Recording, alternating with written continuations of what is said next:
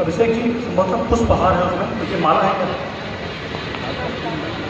कल्याणम आरोग्यम सुख संपदा तत्त्वबोधि विनाशाय दीपं ज्योति नमोस्तुते दीपं ज्योति परम ब्रह्म दीपं ज्योति जनार्दन दीपं हरतु मे पापं शुभं दीपं नमोस्तुते ओम असतो मा सद्गमय तमसो मा ज्योतिर्गमय मृत्यो मा अमृतम गमय ओम शांति शांति शांति।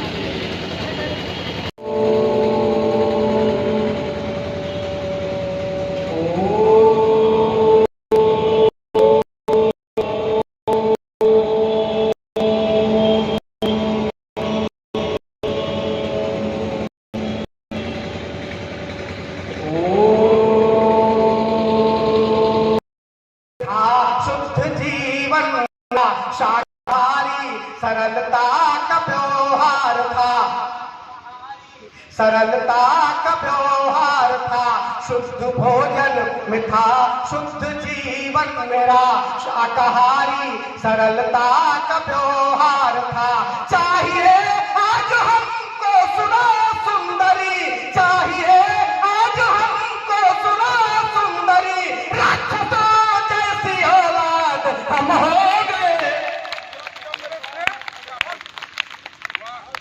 सिर्फ कहने को आजाद हम हो गए।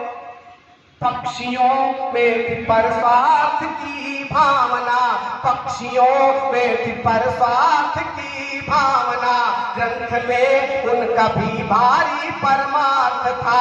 आज वो देश भारत से गायब हुए, आज वो देश भारत से गायब हुए।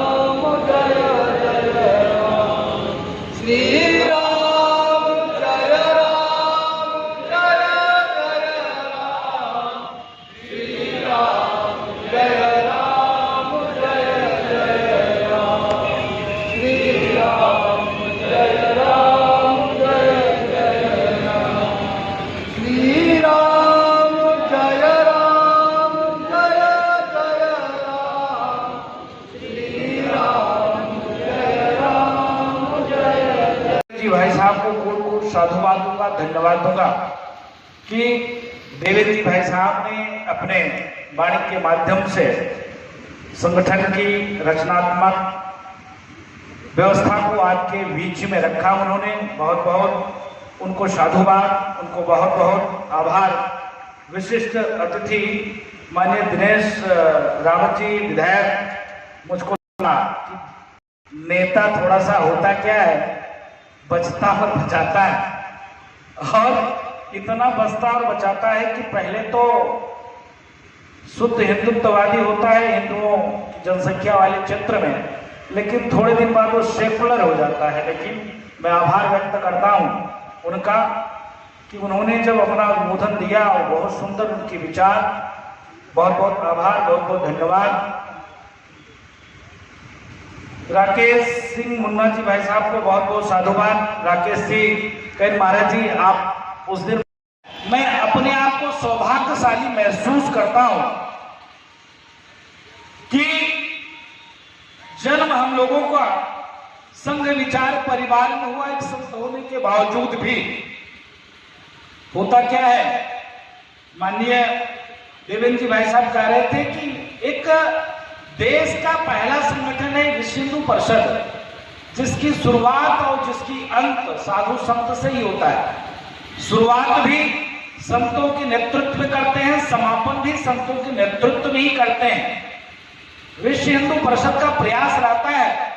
मैंने देखा जब कुछ अशोक सिंघल जी अस्वस्थ थे और लास्ट समय था जब वह गोलोकवासी हुए, उसके 1 महीना पहले, 1.5 महीना पहले भाई साहब अयोध्या में कार्यक्रम था और तब भी 2 घंटा, जबकि पीछे से सुमधुर जी तकिया लगाए हुए थे भाई साहब, और 2 घंटा उन्होंने सिर्फ संतों को बुलाकर संबोधन किया।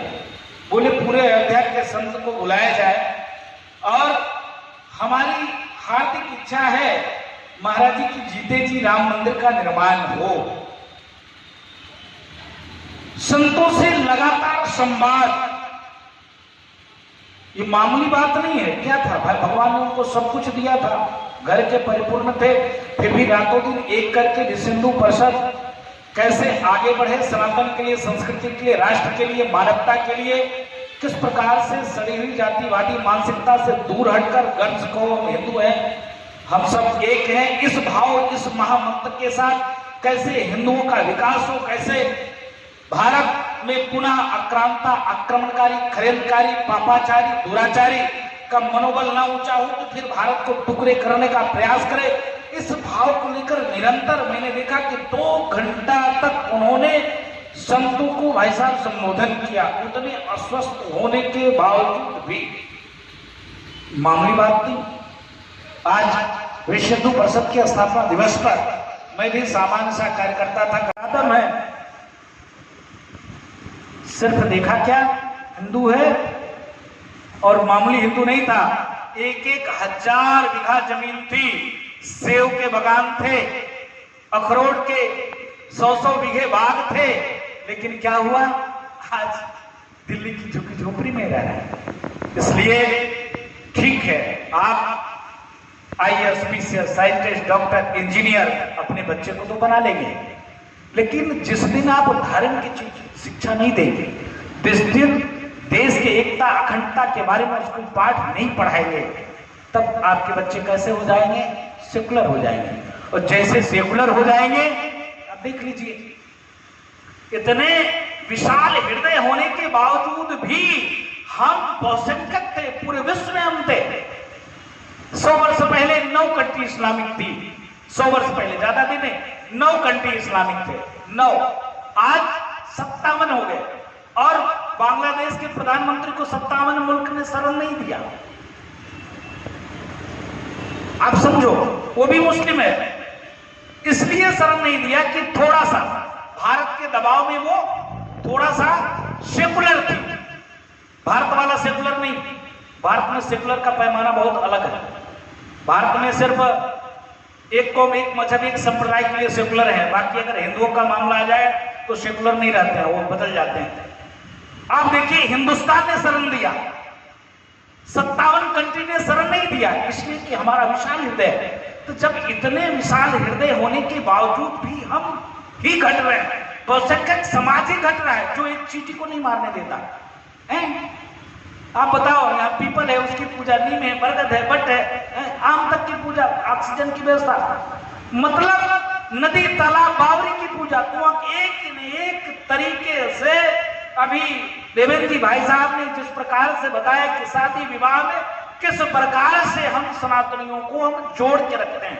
अगर जातिवादता होती, छुआछूत होता, ऊंच नीच का भेदभाव होता, तो क्या शादी विवाह में हर समुदाय की व्यक्ति के द्वारा जो सामग्री आता है उसी से पूजन स्टार्ट होता, क्या होता, क्या जिस प्रकार से पारब्रह्म परमात्मा भगवान श्री राम सर्ववान शक्तिमान होने के बाद, वो साक्षात नारायण होने के बाद सहयोग किसका लिया? जैसे भाई साहब ने कहा, बाली क्या था, 6 महीने रावण को कान के नीचे रखा था, क्या जरूरत था आप सबको बुलाने की? कोई बात नहीं, अकेले त्रिपाठी जी को बुला लेते, बता देते कि आप यहाँ के सीओ साहब हैं और आपको मैं अपनी प्रबंध सुना दे रहा हूँ, आप देख लेना।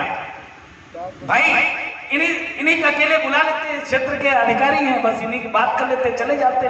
लेकिन हिंदू समुदाय अभी कह रहे थे भाई साहब, अगर कोई जाति का कार्यक्रम होता तो संख्या कितनी हो जाती, लेकिन क्या हिंदुत्व का कार्यक्रम है, सनातन का है, तो यहाँ पर वही जो आया है जो 24 कैरेट वाला है।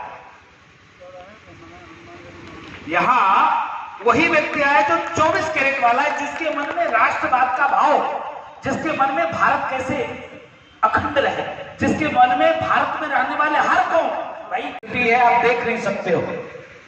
आप बताते हो कि हाँ भाई बच्चों को धर्म क्या देगा, बच्चों को आईएएस पीसीएस साइंटिस्ट डॉक्टर बनाओ।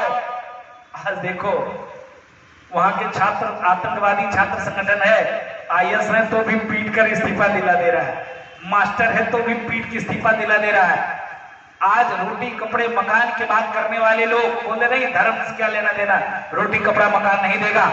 आज देखिए मकान जलाए जा रहे हैं, कपड़े फाड़े जा रहे हैं, रोटी छीने जा रहे हैं।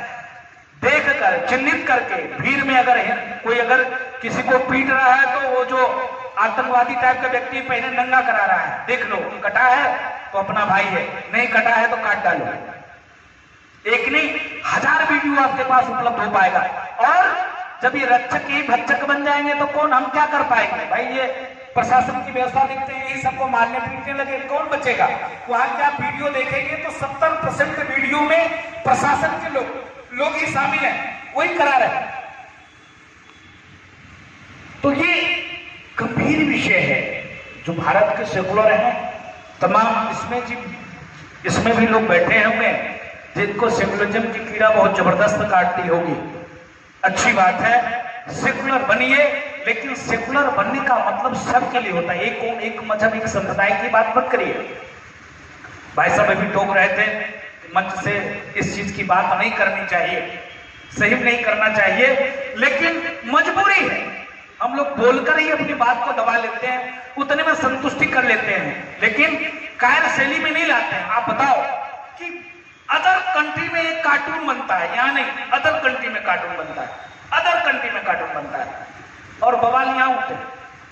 मैं भी उस डिबेट में था, एक बीजेपी की प्रवक्ता थी, मैंने देखा जब अगला व्यक्ति अपशब्द बोल रहा है तो मैंने हाथ जोड़ा, एंकर महोदया को मैंने बोला कि देखो मैडम मत बुलाया करो, अभी मैं कुछ बोल दूंगा तो अभी देश में विवाद खड़ा होगा। और वो बोल रहा है भोले बाबा के बारे में ऐसे टिप्पणी कर रहा है, मैं तुरंत ही अपने गुस्सा के मारे सीपी निकाला और मैं कट गया।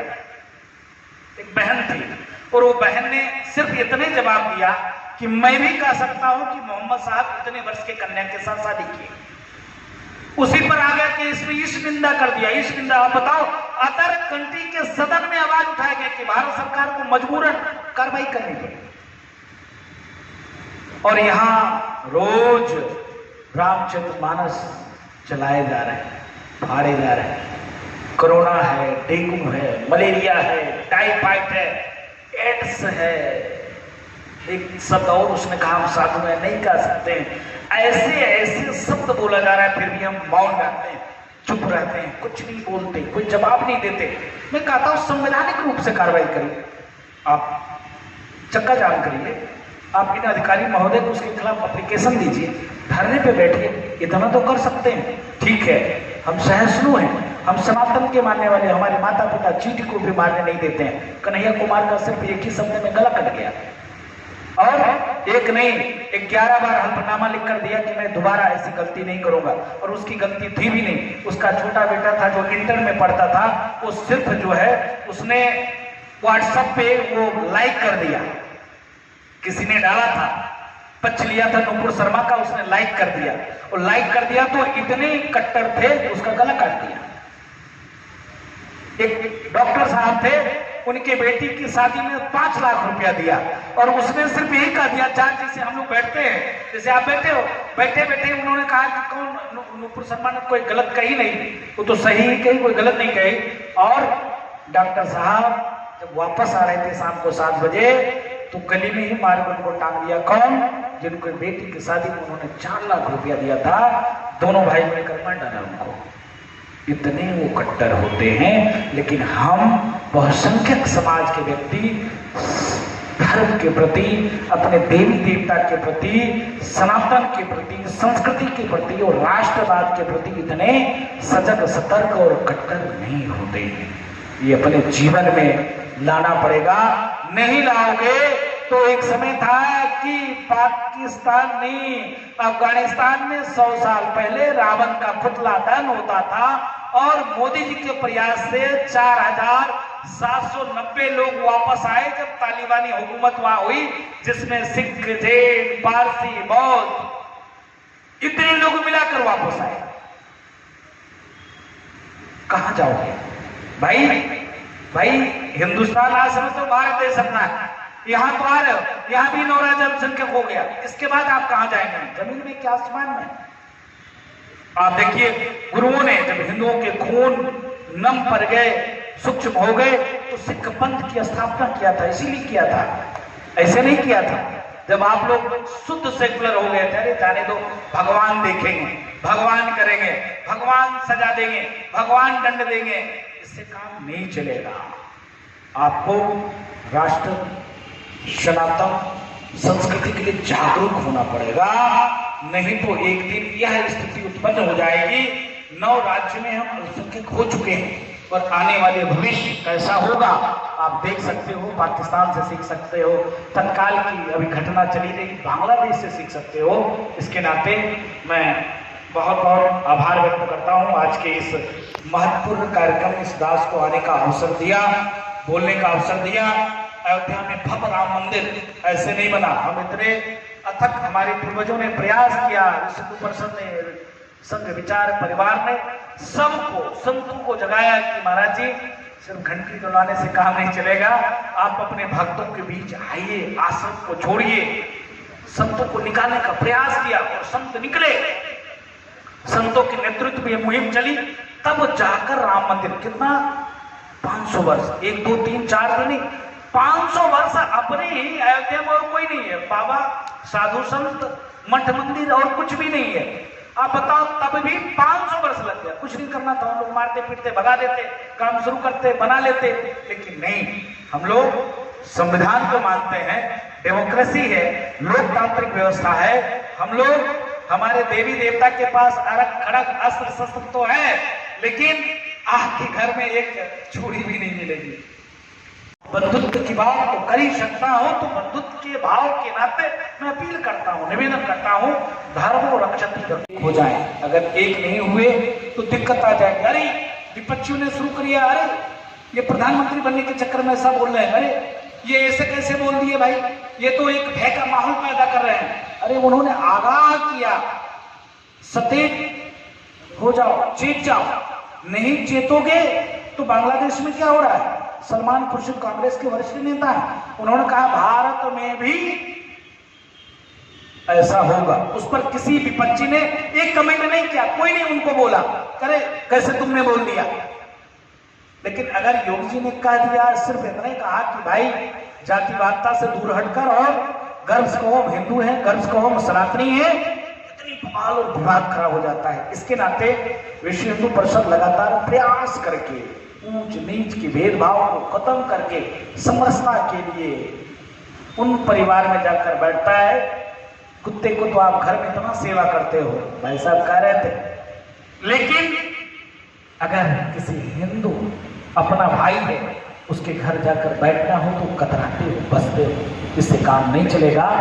अगर सचेत नहीं हुए, अभी भी वक्त है, चेते नहीं, आप नहीं चेते तो परिणाम जो आने वाला है वो बहुत भयंकर है। तो बहुत बहुत साधुवाद। आज विश्व हिंदू परिषद का स्थापना दिवस पर इस दास को आने का अवसर मिला, बोलने का अवसर मिला। अयोध्या में भव्य राम मंदिर का निर्माण, इसी प्रकार से हम अपेक्षा करते हैं। भगवान श्री कृष्ण भी जन्माष्टमी बीती है 3 दिन पहले, भव्य भगवान श्री कृष्ण की जन्मभूमि पर भी मंदिर का निर्माण हो। इसी प्रकार से बाबा विश्वनाथ का भव्य मंदिर का निर्माण हो। इसी प्रकार से देश में 5 लाख से ऊपर जो हमारे मठ मंदिर को सरकार ने एक्वायर करके रखा है उसको मुक्ति करे। इसके अलावा जैसे माननीय विधायक जी ने कहा है कि कुछ ऐसा ठोस निर्णय हो, ठोस ऐसा कानून बने जो 3 बीबी 70 बच्चे करके जनसंख्या वृद्धि करके 57 कंट्री बना लिया। ऐसे हिंदुस्तान को भी कब्जे करने पे जो लगे हैं, एक वोट देने का अधिकार खत्म हो।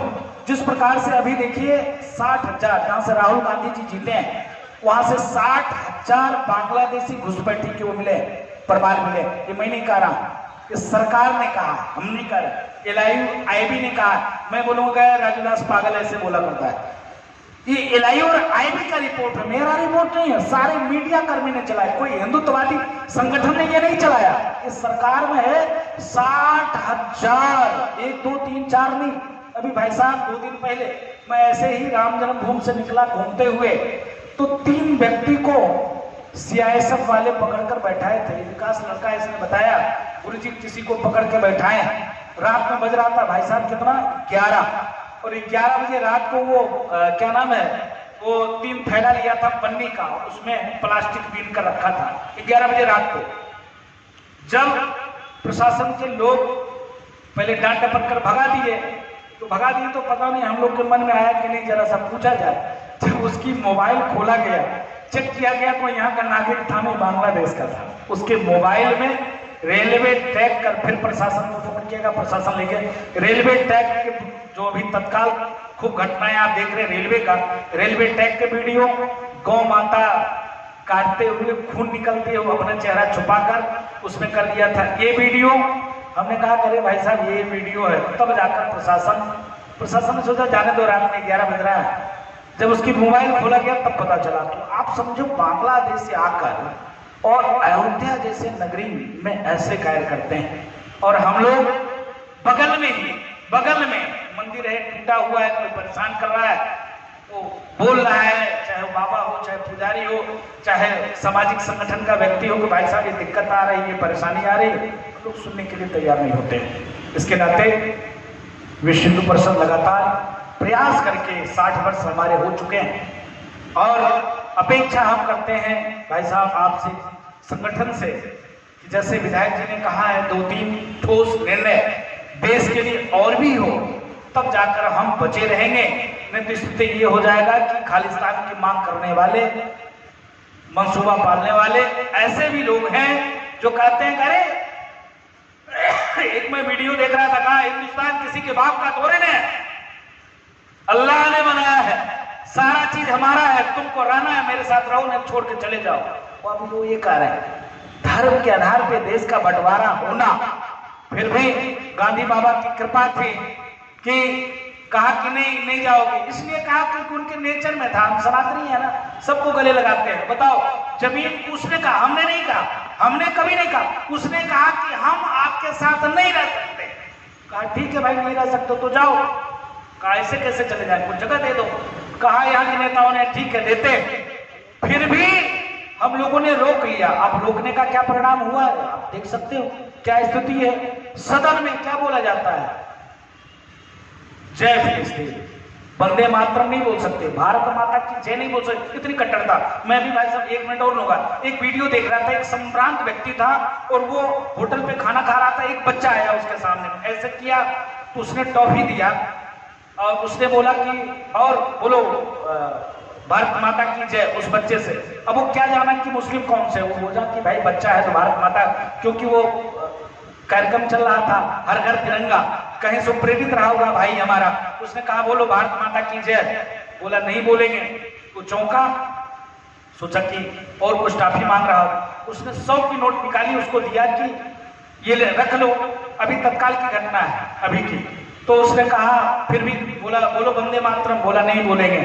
तब उसके मन में आया, पूछना चाहा, बोला क्यों नहीं बोलोगे भाई, बोला कि हम मुस्लिम हैं।